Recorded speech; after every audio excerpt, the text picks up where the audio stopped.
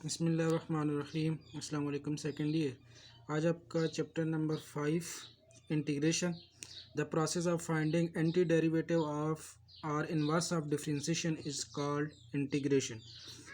For example आपके पास कोई भी फंक्शन है कैपिटल एफ ऑफ एक्स जो कि स्मॉल एफ ऑफ एक्स का इंटेग्रल है, तो फिर आप किस तरह लिखोगे? Integral of f of x D x is equal to f of x और प्लस कॉन्स्टेंट ऑफ इंटीग्रेशन। अब ये जो सिंबल है इसको आप नाम देते हो इंटेग्रल साइन का। जिस फंक्शन का इंटेग्रल लिया जाता है वो क्या कहलाता है? इंटेग्रेंड कहलाता है। ठीक है। और ये जो डी एक्स है ये रिप्रेजेंट करता है कि आपने इंटेग्रल कौन से वेरिएबल के हिसाब से लेना होगा। अब इंटीग्रेशन की आगे, ठीक है, आपके पास दो टाइप है। एक आपके पास होता है इनडेफिनेट इंटेग्रल और नेक्स्ट आपके पास डेफिनेट इंटेग्रल। ठीक है, इनडेफिनेट इंटेग्रल और डेफिनेट इंटेग्रल। अब जिस तरह फॉर एग्जांपल ये आपके पास फंक्शन गिवन है integral f of x D x is equal to f of x और प्लस कांस्टेंट ऑफ इंटीग्रेशन। जो आपके पास इनडेफिनेट इंटेग्रल है उसमें आप यूज़ करते हो कांस्टेंट ऑफ इंटीग्रेशन। अब जिस तरह पहले भी आप बताया कि जो इंटेग्रल है ऑफ डेरिवेटिव का अपोजिट है। ठीक है, जिस तरह आप करते हो ना कि D by D x of X, X का derivative with respect to x किसके इक्वल होता है?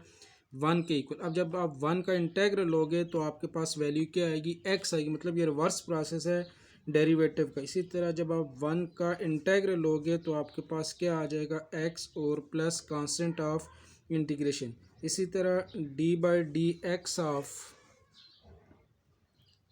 Sign x is equal to cos x. और जब आप काज एक्स का इंटेग्रल लोगे तो cos x D x is equal to क्या आ जाएगा? साइन एक्स और प्लस कांस्टेंट ऑफ इंटीग्रेशन। अब जिस तरह एक्स का डेरिवेटिव 1 है, अगर एक्स प्लस सी या एक्स प्लस 2 का डेरिवेटिव लेते हो तो फिर भी किसके इक्वल ही आता है? 1। ठीक है, एक्स का डेरिवेटिव 1, कांस्टेंट का डेरिवेटिव 0। अब जब आप 1 का इंटेग्रल लोगे तो आपके पास आना चाहिए एक्स प्लस 2, लेकिन आपके पास सिर्फ क्या आता है? एक्स। इसी तरह साइन एक्स का डेरिवेटिव है काज एक्स, तो साइन एक्स प्लस 3 का डेरिवेटिव लो फिर भी आपके पास क्या आएगा? काज एक्स प्लस 0 काज एक्स। अब काज एक्स का जब इंटेग्रल लें तो आपके पास साइन एक्स प्लस 3 आना चाहिए।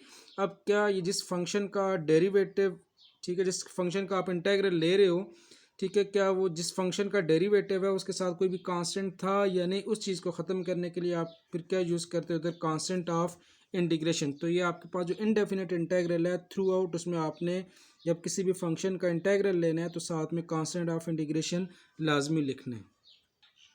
नेक्स्ट है आपके पास सम इम्पॉर्टेंट इंटेग्रल्स। ठीक है, एक तरफ आपके पास फंक्शन के डेरिवेटिव, दूसरी तरफ उसके इंटेग्रल्स किस तरह बनते हैं। ठीक है, जिस तरह आपके पास एक्स का derivative with respect to x किसके इक्वल होगा? 1। और जब इसका आप रिवर्स प्रोसेस करोगे तो 1 का इंटेग्रल किसके इक्वल आ जाएगा? एक्स के इक्वल। ठीक है, integral of 1 D x is equal to X plus C. अब जिस तरह इधर आपने सिंबल यूज़ किया डी एक्स, इसका मतलब है कि आपने देखना है कि 1 किसका डेरिवेटिव होता है विद रिस्पेक्ट टू एक्स। ठीक है, तो एक्स का derivative with respect to x 1, तो 1 का integral with respect to x क्या आ जाएगा? एक्स आ जाएगा। इसी तरह अगर d by D x of y है, वाई का derivative with respect to y 1, तो 1 का integral with respect to y फिर किसके इक्वल आ जाएगा? वाई के इक्वल। ठीक है, ये अगर आपके पास आ जाए इंटेग्रल डी वाई तो इसका इंटेग्रल किसके इक्वल आ जाएगा? Y plus constant of integration. इधर इंटेग्रल 1 डी जेड है तो 1 डी जेड, 1 का integral with respect to z किसके इक्वल आ जाएगा? Z plus constant of integration. Next आपके पास साइन एक्स का डेरिवेटिव कास, कास का इंटेग्रल किसके इक्वल आ जाएगा? साइन के इक्वल। ठीक है, integral of cos x is equal to sine x और प्लस कांस्टेंट ऑफ इंटीग्रेशन। इसी तरह कास का डेरिवेटिव होता है माइनस साइन, तो माइनस साइन का इंटेग्रल किसके इक्वल आ जाएगा? कास के इक्वल। लेकिन जब अब इंटेग्रल में आता है तो माइनस नहीं होता, सिंपल साइन एक्स है तो साइन एक्स का फिर इंटेग्रल क्या आ जाएगा? माइनस काज एक्स। ठीक है, इस चीज़ को समझे। काज का डेरिवेटिव होता है माइनस साइन का इंटेग्रल काज। लेकिन अगर माइनस काज का डेरिवेटिव लोगे तो साइन आएगा और साइन का इंटेग्रल किसके इक्वल आ जाएगा? माइनस काज एक्स के इक्वल। इसी तरह टेन एक्स का जो डेरिवेटिव होता है वो सीकेंड स्केयर एक्स, और सीकेंड स्केयर का इंटेग्रल लेंगे तो क्या आएगा? दोबारा टेन एक्स के इक्वल। तो सीकेंड स्केयर एक्स का इंटेग्रल क्या आ जाएगा? Ten x plus constant of integration. इसी तरह सीकेंड एक्स का डेरिवेटिव होता है सीकेंड एक्स इंटू टेन एक्स। तो ये जो सीकेंड एक्स प्लस टेन एक्स का इंटेग्रल लेंगे तो आपके पास दोबारा ओरिजिनल फंक्शन ही रिपीट होगा। तो integral of secant x tan x is equal to क्या आ जाएगा, secant x plus constant of integration. इसी तरह कोसिकेंड एक्स का डेरिवेटिव होता है minus cosecant x into cot of x. अब माइनस कोसिकेंड काट एक्स का इंटेग्रल लेंगे तो आ जाएगा प्लस कोसिकेंड, लेकिन अगर प्लस कोसिकेंड इंटू काट का इंटेग्रल लेंगे तो इधर आपके पास क्या आ जाएगा, minus cosecant x plus constant of integration. Next है काट एक्स का डेरिवेटिव होता है माइनस कोसिकेंड स्क्वायर एक्स। तो माइनस कोसिकेंड का इंटेग्रल लेंगे तो क्या आएगा, काट एक्स, लेकिन इंटेग्रल में इधर माइनस अगर नहीं है तो कोसिकेंड एक्स का फिर इंटेग्रल क्या आ जाएगा, माइनस काट ऑफ एक्स और प्लस कांस्टेंट ऑफ इंटीग्रेशन। ये इसके आपके पास बेसिक कुछ फार्मूले आ जाएंगे।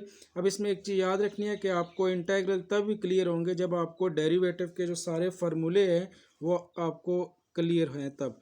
उसके बाद next set for example exponential function आ जाए D by D x of E power X. तो ई पावर एक्स का डेरिवेटिव किसके इक्वल होता है, ई पावर एक्स के इक्वल। इसी तरह जब ई पावर एक्स का इंटेग्रल लेंगे तो क्या आ जाएगा, E power X plus constant of integration. E power X का डेरिवेटिव ई पावर एक्स और ई पावर एक्स का इंटेग्रल ई पावर एक्स। इसी तरह for example D by D x of E की पावर क्या आ जाए, एन एक्स आ जाए, ठीक है। अगर पावर चेंज है तो इसका इंटेग्रल किसके डेरिवेटिव किसके इक्वल होता है, ई पावर एन एक्स, और एन एक्स का डेरिवेटिव किसके इक्वल आ जाएगा, एन के इक्वल। और जब आप इंटेग्रल लोगे तो ई की power N X D x is equal to E power N X का integral E power N X divided bye.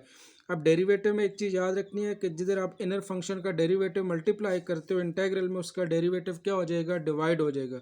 तो एन एक्स का डेरिवेटिव किसके इक्वल होता है, एन के इक्वल, तो इधर इंटेग्रल में डिवाइड हो जाएगा और प्लस कांस्टेंट ऑफ इंटीग्रेशन। इसी तरह D by D x of A power X का जो डेरिवेटिव हो A power X log of A into D by D x of क्या आ जाएगा, एक्स के इक्वल। जब इसका आप इंटेग्रल लोगे तो integral A power X into D x. अब ए पावर एक्स का डेरिवेटिव ए पावर एक्स और साथ में ये log of A D by D x of multiply. जब इंटेग्रल लोगे तो ए पावर एक्स का इंटेग्रल किसके इक्वल आ जाएगा, ए पावर एक्स।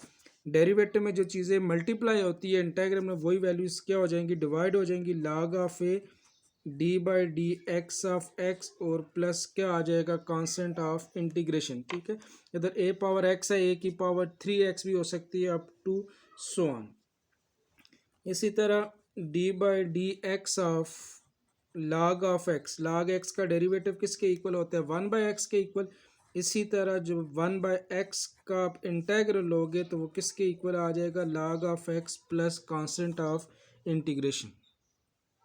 नेक्स्ट है कांस्टेंट, ठीक है। For example D by D x of two, कोई भी कांस्टेंट है, कांस्टेंट का डेरिवेटिव किसके इक्वल होता है, ज़ीरो के इक्वल। तो जब आप ज़ीरो का इंटेग्रल लोगे तो integral of zero d x is equal to क्या आएगा, अब टू आना चाहिए, लेकिन अब इधर आप इंटेग्रल में टू तो नहीं लिखते, तो उसके लिए आप क्या यूज़ करोगे, कोई भी कांस्टेंट यूज़ करोगे कांस्टेंट के इक्वल, ठीक है। जिस तरह for example D by D x of two, तो टू की जगह कोई भी कांस्टेंट आ सकता है। D by D x of constant का डेरिवेटिव ज़ीरो के इक्वल। तो जब ज़ीरो का आप इंटेग्रल लोगे तो आपके पास क्या आ जाएगा, कांस्टेंट के इक्वल आ जाएगा। नेक्स्ट आपके पास इंटेग्रल के दो इम्पॉर्टेंट रूल है, ठीक है। ये इंटेग्रल के रूल अगर आपको क्लियर है तो आपकी 80% इंटीग्रेशन इन दोनों रूल से सॉल्व हो जाती है, ठीक है। फर्स्ट इंटेग्रल का रूल ये है कि आपके पास फॉर एग्जांपल आप किसी भी फंक्शन का इंटेग्रल फाइंड कर रहे हो, उसकी पावर कोई भी है, ठीक है, एन की जगह कोई भी पॉजिटिव इंटीजर हो सकता है फंक्शन, और साथ में अगर उसी फंक्शन का डेरिवेटिव मौजूद हो। फंक्शन एफ ऑफ एक्स का डेरिवेटिव किसके इक्वल होता है, एफ प्राइम ऑफ एक्स के इक्वल।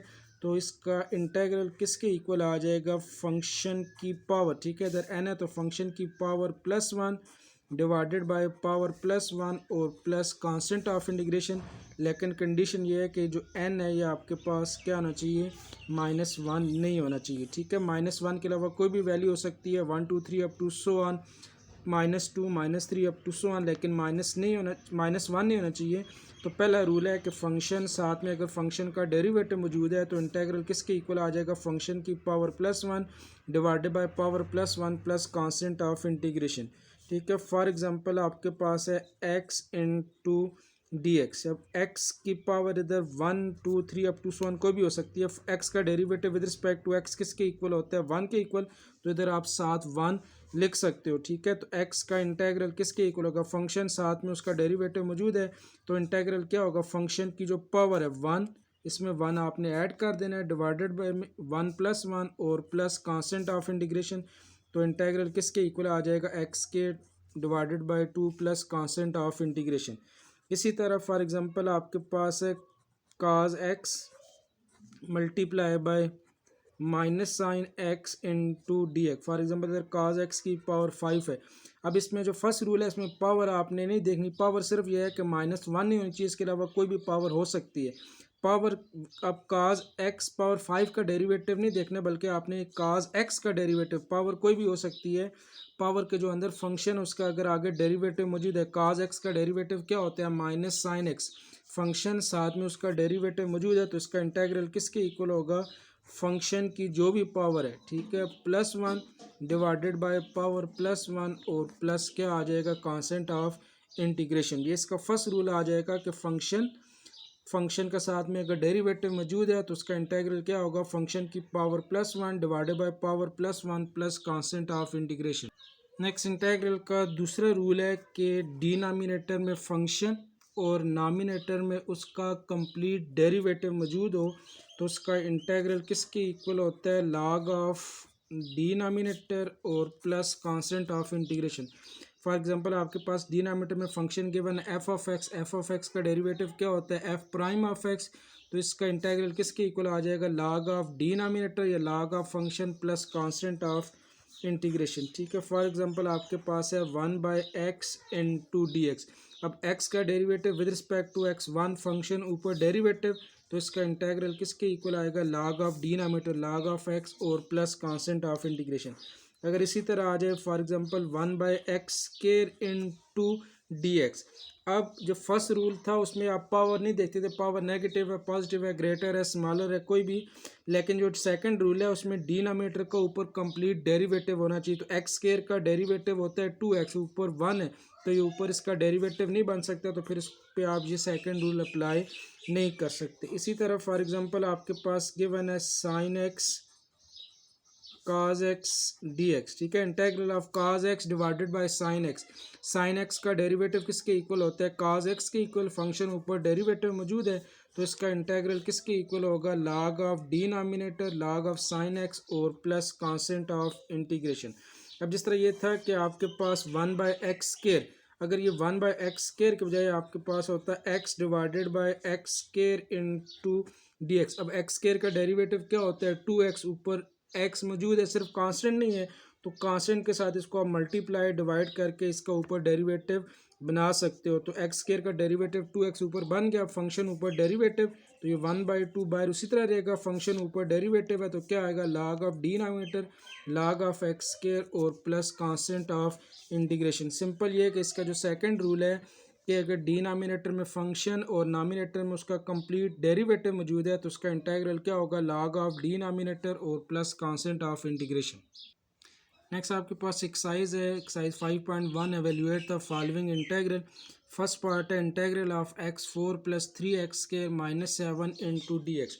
अब सबसे पहले आपने देखना है कि ये जो फंक्शन आपको गिवन है, अगर इसका साथ में अगर कंप्लीट डेरिवेटिव है तो आपका इंटेग्रल का फर्स्ट रूल इधर अप्लाई हो जाएगा, लेकिन इधर इसका आगे कंप्लीट डेरिवेटिव नहीं है, तो फिर ये साथ में आपको इंटेग्रल के रूल भी कुछ बताता चलूँ। जब आपके पास 2 या 2 से ज़्यादा वैल्यू का सम या डिफरेंस आ जाए और उसका होल इंटेग्रल हो, तो फिर आपने सबका इंटेग्रल अलग अलग ले लेना। तो आपके पास ये इंटेग्रल ऑफ x4 और dx plus integral of 3x³ dx minus integral of 7 into क्या आ जाएगा dx। अब ये इंटेग्रल लेना है तो ये हर स्टेप में डिफरेंशियल आपने साथ लाजमी लेना है। अब x⁴ इसको आप लिख सकते हो ना 1 dx।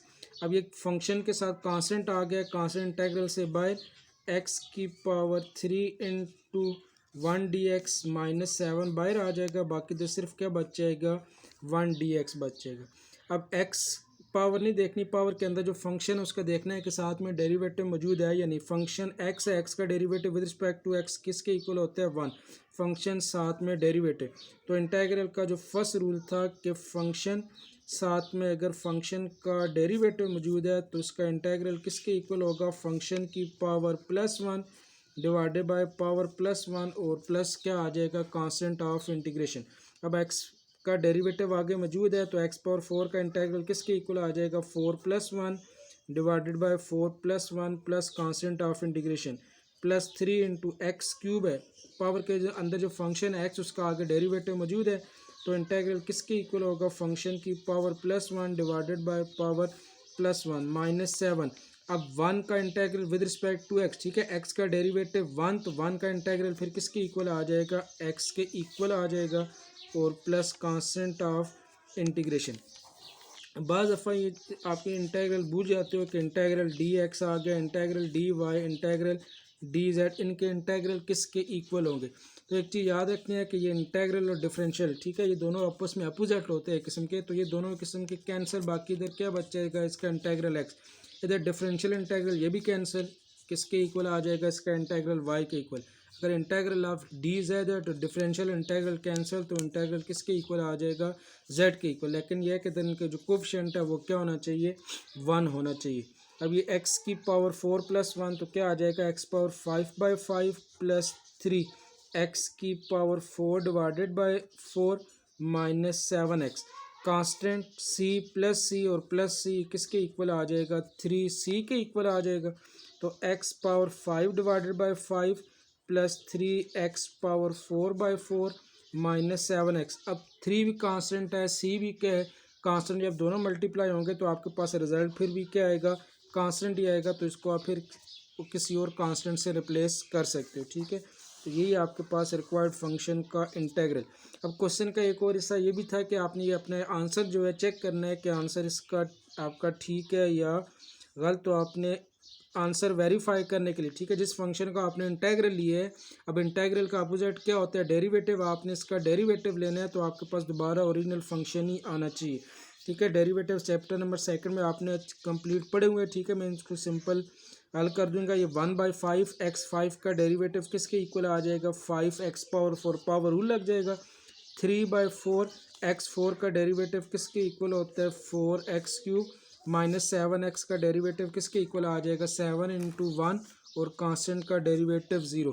ये 5 के साथ कैंसिल, x पावर 4 के साथ कैंसिल, तो ये 3x³ और क्या आ जाएगा, -7, ठीक है। ये दोबारा क्वेश्चन ही आपका रिपीट होके आ गया जिसका आपने इंटेग्रल लिया था x4 प्लस 3x³ और -7, ठीक है। तो इसका आपने अगर आपने आंसर चेक करना है तो जो आपका रिजल्ट आता है इंटेग्रल का, उसका अगर आप दोबारा डेरिवेटिव लो तो आपके पास दोबारा ओरिजिनल फंक्शन ही रिपीट होना चाहिए। नेक्स्ट इस क्वेश्चन नंबर 1 का सेकंड पार्ट है 1 divided by x³ into D x. अब 1 डिवाइडेड बाय x³ का डेरिवेटिव होता है 3x²। अगर ये ऊपर मौजूद होता तो इंटेग्रल का सेकंड रूल लगा के फंक्शन ऊपर डेरिवेटिव तो log ऑफ डिनोमिनेटर के इक्वल आता, लेकिन x³ का डेरिवेटिव तो 3x² ऊपर 1 है तो ऊपर आप डेरिवेटिव इसका बना भी नहीं सकते। अगर 3 की वैल्यू ज़रूरत पड़ती तो कांस्टेंट मल्टीप्लाई डिवाइड कर सकते हैं, लेकिन वेरिएबल के साथ मल्टीप्लाई डिवाइड करके आपने इसका इंटेग्रल, इसका डेरिवेटिव नहीं बनाना। अब अगर इसको आप x को ऊपर ले जाओ तो x की पावर किसके इक्वल आ जाएगी, -3 इंटू डी एक्स। अब ऊपर इसलिए लेके गया कि जो फर्स्ट रूल में आप पावर नहीं चेक करते पॉजिटिव है या नेगेटिव, बल्कि पावर के जो अंदर फंक्शन है उसका आगे डेरिवेटिव होना चाहिए।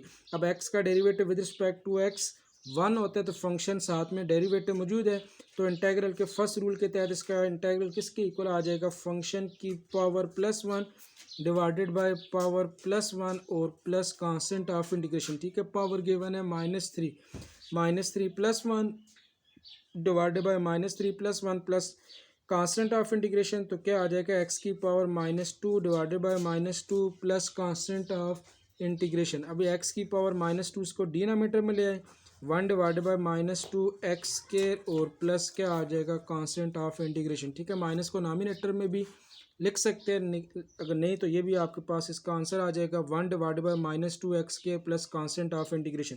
अब इसकी आपने वेरिफिकेशन खुद करनी है, इसका आपने डेरिवेटिव लेना है तो आपके पास जो ओरिजिनल फंक्शन है वही रिपीट होके आना चाहिए।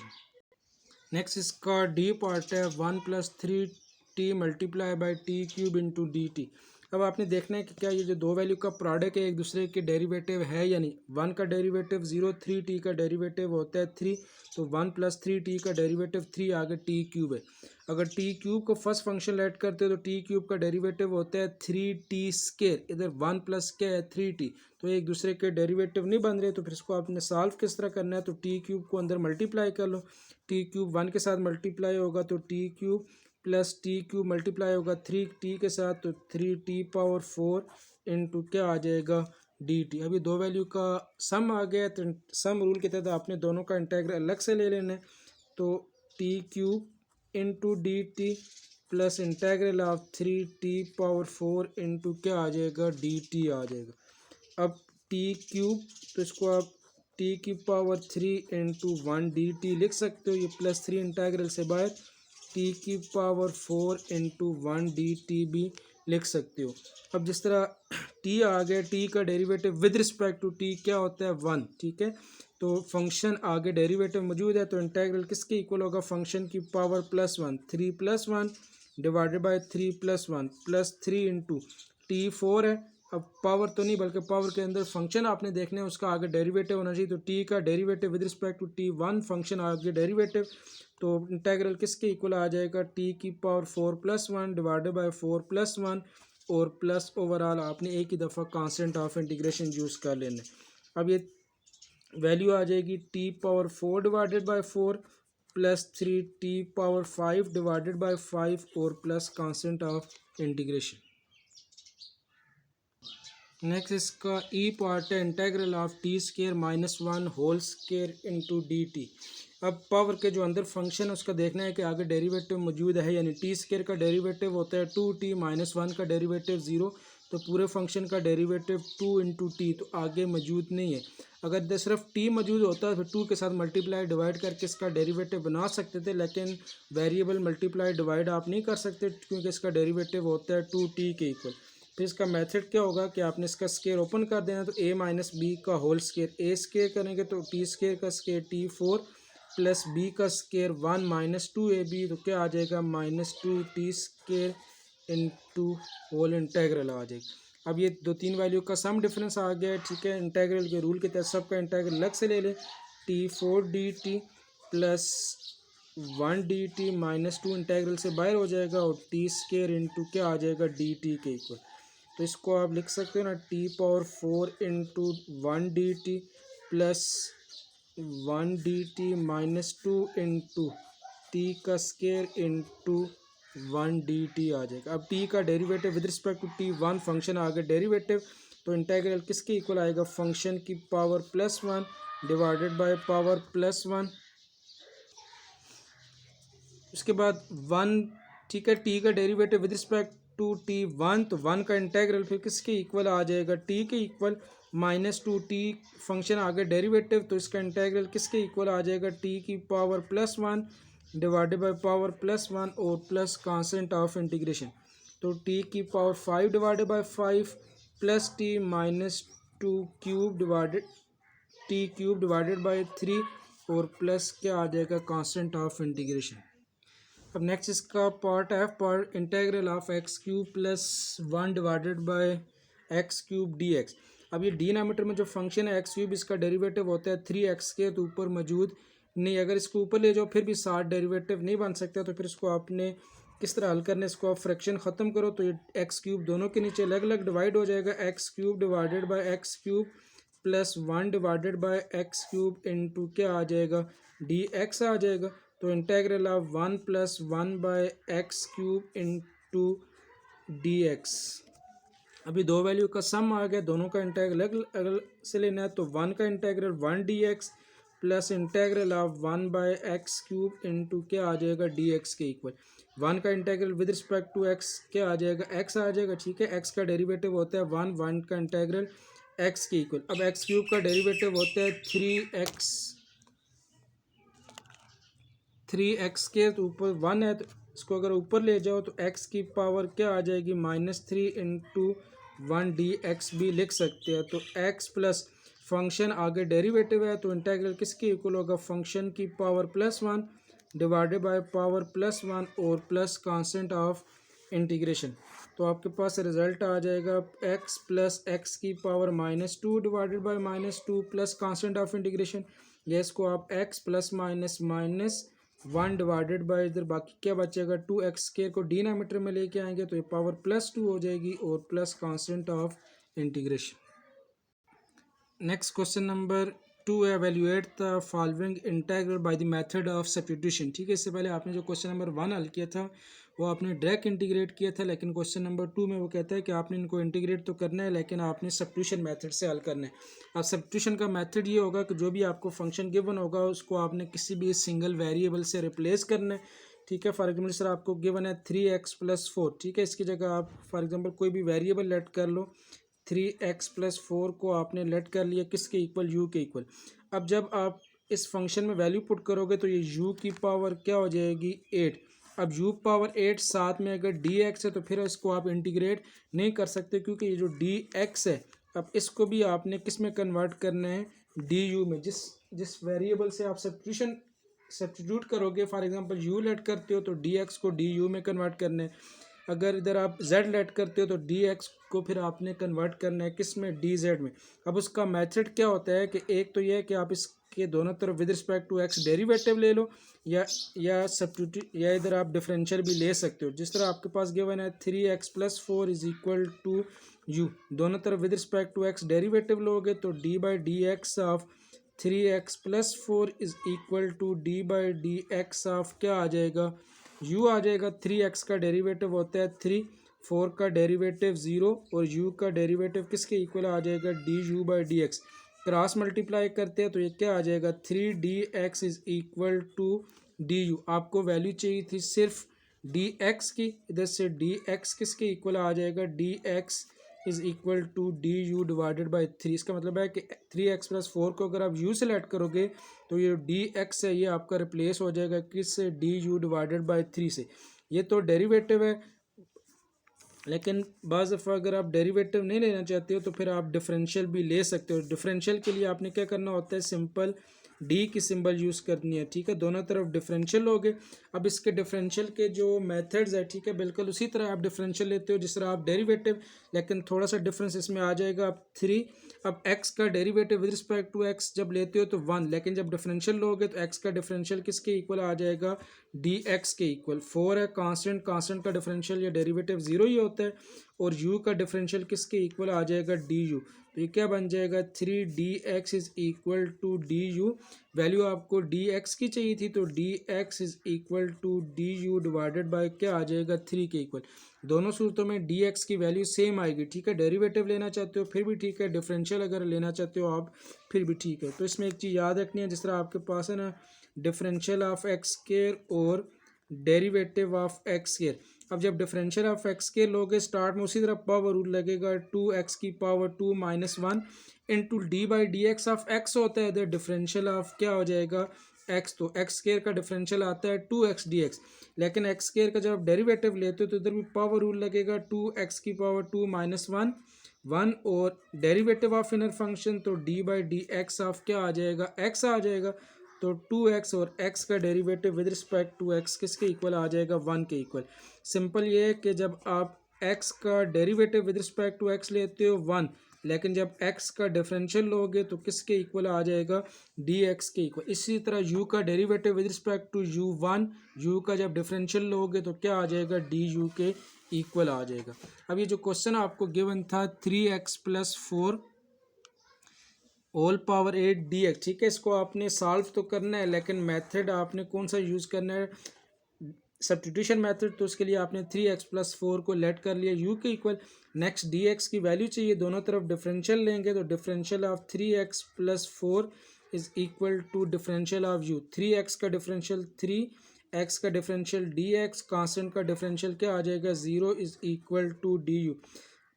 वैल्यू सिर्फ dx की चाहिए, ये 3 मल्टीप्लाई दूसरी तरफ जाके डिवाइड हो जाएगा तो dx = du डिवाइडेड बाय क्या आ जाएगा 3 के इक्वल।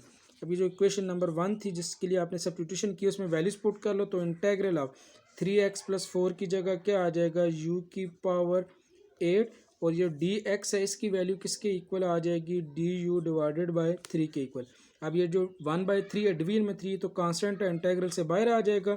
u की पावर 8 इंटू आप 1 डी यू भी लिख सकते हो। अब u का derivative with respect to u किसके इक्वल होता है 1। फंक्शन आगे डेरिवेटिव पावर 8 है, पावर मैटर नहीं करती, पावर के अंदर जो फंक्शन है उसका आगे डेरिवेटिव होना चाहिए। तो किसके इक्वल आ जाएगा 1/3 u की पावर +1 डिवाइडेड बाय पावर +1 और प्लस क्या आ जाएगा कांस्टेंट ऑफ इंटीग्रेशन। तो u की पावर 9 डिवाइडेड बाय 9, ठीक है, साथ में ये 1/3 भी मल्टीप्लाई हो जाएगा और प्लस कांस्टेंट ऑफ इंटीग्रेशन। तो ये u की पावर 9 डिवाइडेड बाय 27 और प्लस क्या आ जाएगा कांस्टेंट ऑफ इंटीग्रेशन। अब u की आपने ओरिजिनल वैल्यू जो आपने लेट की थी u is equal to 3x+4, ठीक है, ओरिजिनल वैल्यू पुट कर देनी है। तो क्या आ जाएगा 3x+4 की पावर 9 डिवाइडेड बाय 27 और plus constant of integration. Next इसका क्वेश्चन नंबर 2 का सेकंड पार्ट है। Given integral of 3x² into x³ -4 into dx। अब सब्स्टिट्यूशन मेथड से हल करना है। इसमें से आपने किसी एक को किसी नए वेरिएबल से रिप्लेस करना होगा। अब जिस तरह अगर आप देखो 3x² का डेरिवेटिव आता है 6x, ठीक है, आगे इसका डेरिवेटिव मौजूद नहीं है, x³ -4 है, लेकिन x³ -4 का डेरिवेटिव x³ का डेरिवेटिव आता है 3x² -4 का डेरिवेटिव 0। इसका मतलब है कि अगर आप x³ -4 को किसी भी वेरिएबल के इक्वल लेट करो, जब उसका आप डिफरेंशियल या डेरिवेटिव लोगे तो ये साथ वाली वैल्यू भी आ जाएगी। तो सब्स्टिट्यूशन में एक चीज़ याद रखनी है कि जब आपके पास ऐसी सिचुएशन आ जाए कि फंक्शन साथ में उसका डेरिवेटिव मौजूद हो, तो एक तो डायरेक्ट रूल है, लेकिन सब्स्टिट्यूशन मेथड में फिर आपने फंक्शन को लेट करना है। जब डिफरेंशियल लोगे तो आपके पास उसके डेरिवेटिव की वैल्यू भी आ जाएगी। तो इसको पहले अरेंज कर लो। x³ -4 मल्टीप्लाई बाय क्या आ जाएगा 3x² इंटू क्या आ जाएगा dx के इक्वल आ जाएगा। तो x³ -4 का डेरिवेटिव आ रहा था 3x², तो फिर आपने x² -4 को सब्स्टिट्यूशन मेथड के तहत किसी भी वेरिएबल के इक्वल, ठीक है, u t up to so on कोई भी वेरिएबल आप इधर लेट कर सकते हो। अब x³ -4 की जगह u आ जाएगा। अब ये जो dx है इसको भी आपने कन्वर्ट करना है du में, तो उसके लिए आपने dx की वैल्यू फाइंड करनी है। तो डिफरेंशियल ले लेंगे, differential of x³ -4 is equal to differential of क्या आ जाएगा u। अब x³ का डिफरेंशियल अलग लेंगे, minus differential of 4 is equal to differential of क्या आ जाएगा u के इक्वल। x³ का डिफरेंशियल पहले पावर रूल लगेगा 3x के इनटू डेरिवेटिव ऑफ x होता है, तो डिफरेंशियल ऑफ x क्या आ जाएगा dx माइनस कांस्टेंट का differential 0 is equal to du। तो 3x² dx is equal to क्या आ जाएगा du। आपको वैल्यू ज़रूरत थी सिर्फ किसकी dx की, इधर से dx भी फाइंड हो सकता है, 3x के डिवाइड कर दो, लेकिन ये पूरी वैल्यू 3x के dx पूरी वैल्यू किसके इक्वल आ गई है du के इक्वल। तो डायरेक्ट आप du भी पुट कर सकते हो। इक्वेशन नंबर 1 में वैल्यूज पुट करो। तो इंटीग्रल ऑफ x³ -4 को आपने लेट किया था u के इक्वल, और जो 3x के dx इसकी वैल्यू किसके इक्वल आ गई है du के इक्वल आ गई है।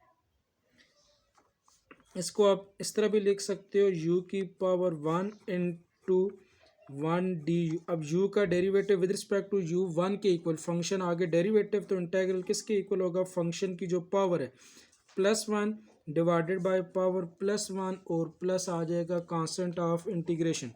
तो u के divided bye 2 plus constant of integration. अब u की वैल्यू आपने लेट की थी x³ -4, तो उसकी जगह ओरिजिनल वैल्यू पुट कर दे x³ -4 का स्क्वायर डिवाइडेड बाय 2 और प्लस कांस्टेंट ऑफ इंटीग्रेशन। अब इसका एक और अल्टरनेटिव मेथड ये भी है कि यही फंक्शन अगर आपको गिवन है, अगर आपको सब्स्टिट्यूशन मेथड का नहीं कहता, फॉर एग्जांपल आपके पास वैल्यू थी x³ -4 multiply by 3x² into dx, इसको तो आपने सब्स्टिट्यूशन मेथड से हल किया है, लेकिन अगर सब्स्टिट्यूशन मेथड का ना मेंशन हो तो x³ -4 का डेरिवेटिव किसके इक्वल होता है 3x², फंक्शन साथ में कंप्लीट डेरिवेटिव है।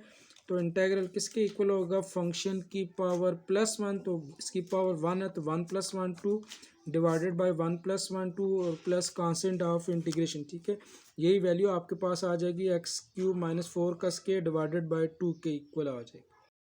नेक्स्ट इसका सी पार्ट है। Integral of 3x² + 7 multiply by x³ + 7x whole power 8 into dx। अब 3x² का डेरिवेटिव होता है 6x + 0, इधर आगे इसका डेरिवेटिव मौजूद नहीं है, लेकिन एक्स क्यूब का डेरिवेटिव लो तो आपके पास 3x के 7x का डेरिवेटिव किसके इक्वल होता है 7। इसका मतलब है कि ये फंक्शन और साथ में इसका डेरिवेटिव मौजूद है, तो फिर उसको आप तरतीब से लिख लो, फंक्शन को पहले डेरिवेटिव को बाद में आपने लिख लिया, तो एक्स क्यूब प्लस 7x की पावर 8 इंटू 3x के प्लस 7x। अब फंक्शन साथ में अगर डेरिवेटिव आ जाए सब्स्टिट्यूशन मेथड से अगर आपने हल करना है तो फंक्शन को आपने किसी भी वेरिएबल के इक्वल लेट कर लेना है, तो x cube plus 7x is equal to क्या आ जाएगा यू के इक्वल। अब डी एक्स की वैल्यू फाइंड करने के लिए दोनों तरफ डेरिवेटिव या डिफरेंशियल ले लो, तो differential of x cube plus 7x is equal to differential of क्या आ जाएगा यू।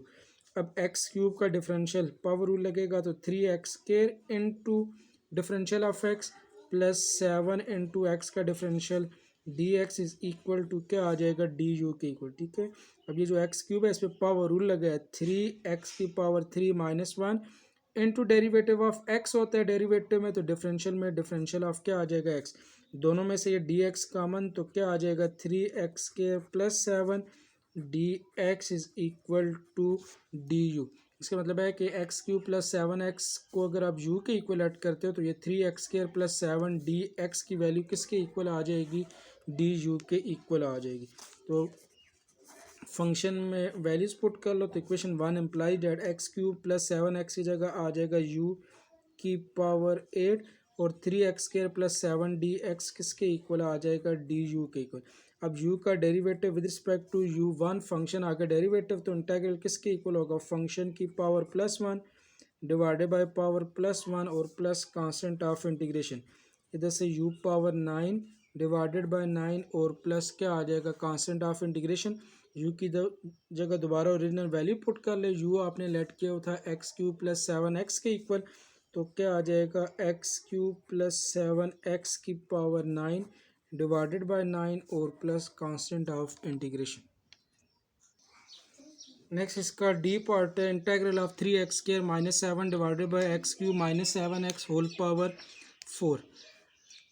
अब अगर आप देखो इस डिनोमिनेटर में जो फंक्शन है एक्स क्यूब का derivative 3x square minus 7x का डेरिवेटिव माइनस 7 ऊपर मौजूद है, लेकिन अगर ये पावर ना होती तो फंक्शन का ऊपर कंप्लीट डेरिवेटिव, तो इसको आप लॉग ऑफ डिनोमिनेटर लिख सकते हो। ठीक है, तो फिर इसको आपने क्या करना है कि जो इंटीग्रल का फर्स्ट रूल है वो फॉर्म बनानी है, क्योंकि इसको अगर जब फंक्शन को अगर आप ऊपर ले जाओ तो क्या बन जाएगा एक्स क्यूब माइनस 7x की पावर -4 मल्टीप्लाई बाय 3x के -7 इंटू क्या आ जाएगा dx। अब ये फंक्शन का वो साथ में डेरिवेटिव बन रहा है, लेकिन इसमें फर्स्ट रूल में पावर नहीं देखते कि नेगेटिव है या पॉजिटिव, लेकिन सेकंड रूल में डिनोमिनेटर का विद पावर, मतलब अगर पावर भी है तो विद पावर उसका कंप्लीट डेरिवेटिव देखना होता है। इसलिए जब इसको आप ऊपर ले गए तो फंक्शन साथ में डेरिवेटिव बन गए, तो फिर आपने इस फंक्शन को किसी भी वेरिएबल के इक्वल लेट कर लेना है, तो x cube minus 7x is equal to, इसको अगर आप लेट करते हो u के इक्वल, डिफरेंशियल लोगे तो differential of x cube minus 7x is equal to differential of u। X cube का डिफरेंशियल क्या आएगा, पावर रूल लगेगा 3x square into differential of x minus 7 into differential of x is equal to u का differential d u आ जाएगा, तो 3x square minus 7 D x दोनों में से कॉमन, बाकी वैल्यू इज इक्वल टू क्या आ जाएगा डी यू के इक्वल। तो इक्वेशन नंबर 1 में वैल्यूज पुट कर ले, तो इंटीग्रल ऑफ क्या आ जाएगा u की power -4 3x square minus 7 D x किसके इक्वल आ जाएगा, डी यू के इक्वल आ जाएगा। अब u का derivative with respect to u1 function साथ में डेरिवेटिव मौजूद है, तो इंटीग्रल किसके इक्वल होगा -4 + 1 डिवाइडेड बाय -4 + 1 और प्लस कांस्टेंट ऑफ इंटीग्रेशन, इधर से u की power -3 divided by -3 plus constant of integration, ये इसको आप लिख सकते हो -1 डिवाइडेड बाय 3 u का क्यूब और प्लस कांस्टेंट ऑफ इंटीग्रेशन। ये डिनोमिनेटर वाला जो u माइनस है इसको आप नॉमिनेटर में भी लिख सकते हो, u को नीचे ले क्या होगा तो u की power +3 plus constant of integration. अब u की जगह दोबारा आपने ओरिजिनल वैल्यू पुट कर देनी है, तो -1 divided by 3 into x cube minus 7x की पावर 3 और प्लस क्या आ जाएगा कांस्टेंट ऑफ इंटीग्रेशन की। नेक्स्ट इस क्वेश्चन नंबर 2 का ई पार्ट है x प्लस 3x के divided by under root x into D x. अब ये फंक्शन साथ में डेरिवेटिव नहीं बन रहा तो फिर इसको आप इस तरह है कि दोनों को अलग अलग डिवाइड कर लो। 3/x/√x plus 3x² divided by √x dx। अब x डिवाइडेड बाय √x या √x के इक्वल आ जाएगा प्लस 3 इंटू x²। ये x की पावर +1/2 नामिनेटर में लेके जाओगे तो -1/2। बेस सेम है दोनों का, मल्टीप्लाई पावर आपस में ऐड हो जाएंगी तो 3 - 2 - 1/2 इज इक्वल टू किसके इक्वल आ जाएगा 3/2 के इक्वल। तो ये x की पावर 1/2, ठीक है, इसका इंटेग्रल अलग से, प्लस 3x की पावर 3/2 का इंटेग्रल अलग से। अब x का derivative with respect to x 1 होता है दोनों सूरतों में, तो इंटेग्रल किसके इक्वल आएगा फंक्शन की power +1 divided by power +1 plus 3। Function आगे डेरिवेटिव तो फंक्शन की power 3/2 + 1 divided bye 3/2 + 1 plus constant of integration. तो ये x की power 3/2 divided by 3/2 plus 3x की power 5/2 divided by 5/2 plus constant of integration. Fraction को उल्टा देंगे तो 2/3x की पावर 3/2, ये 3 इंटू ये उलट के 2/5 इंटू एक्स की power 5/2 plus constant of integration. तो आ जाएगा रिजल्ट 2/3x की पावर 3/2 प्लस 6/5 एक्स की पावर 5/2 और plus constant of integration. Next question number 2 का लास्ट पार्ट है integral of x+1 divided by x² plus 2x+2। अब इसमें जो डिनोमिनेटर है इसको ऊपर डेरिवेटिव बन सकता है, ठीक है। x² प्लस 2x+2 का डेरिवेटिव होता है 2x+2 और प्लस 2 का डेरिवेटिव 0। x2 को कॉमन लो तो बाकी क्या बच जाता है x+1। इसका मतलब है कि ये जो ऊपर फंक्शन है x+1 इसका डेरिवेटिव है, लेकिन इसके साथ 2 मल्टीप्लाई नहीं, सिर्फ कांस्टेंट नहीं है तो कांस्टेंट को आप मल्टीप्लाई डिवाइड करके इसका डेरिवेटिव बना सकते हो। लेकिन सब्स्टिट्यूशन मेथड से सॉल्व करना है तो डिनोमिनेटर को आपने किसी भी वेरिएबल के इक्वल लेट कर लेना है। जब इसका डिफरेंशियल लोगे या डेरिवेटिव लोगे तो नॉमिनेटर वाली टर्म भी बन जाएगी। तो आपने डिनोमिनेटर को किसी भी वेरिएबल के इक्वल ऐड कर लेना है। x के प्लस 2x+2 को अगर ऐड करते हो u के इक्वल। अब dx की वैल्यू के लिए दोनों तरफ डिफरेंशियल या डेरिवेटिव लोगे तो डिफरेंशियल ऑफ x के plus 2x+2 is equal to differential of u। x² का डिफरेंशियल पावर लगेगा तो 2x into D X, 2x का differential 2 into D X, constant का differential 0 is equal to du आ जाएगा। अब ये 2x dx plus 2 dx is equal to du। अब दोनों में से 2 भी कॉमन है और dx भी कॉमन है। 2 कॉमन लेंगे तो बाकी क्या बच जाएगा x+1 और साथ में dx भी common is equal to du। अब इधर आपको वैल्यू चाहिए सिर्फ x+1 इंटू डी एक्स की, तो x+1 dx से 2 दूसरी तरफ जाके क्या हो जाएगा डिवाइड du/2 के इक्वल। तो इक्वेशन नंबर 1 में वैल्यूज पुट करें तो x+1 dx के बजाय क्या आ जाएगा आपके पास du divided by 2 divided by denominator को आपने लेट किया वो था u के इक्वल। अब ये du/2 या 1/2 इंटेग्रल से वैल्यू बाहर आ जाएगी तो वैल्यू आपके पास आ जाएगी 1/2 integral of du divided by u। अब du/u को आप 1/u इंटू du भी लिख सकते हो। अब u का derivative with respect to u 1 के इक्वल, फंक्शन ऊपर डेरिवेटिव तो इंटेग्रल किसके इक्वल आएगा log ऑफ डिनोमिनेटर तो log of u plus constant of integration. u की जगह दोबारा ओरिजिनल वैल्यू पुट कर दे तो क्या आ जाएगा 1/2 log of x² plus 2x+2 और प्लस कांस्टेंट ऑफ इंटीग्रेशन।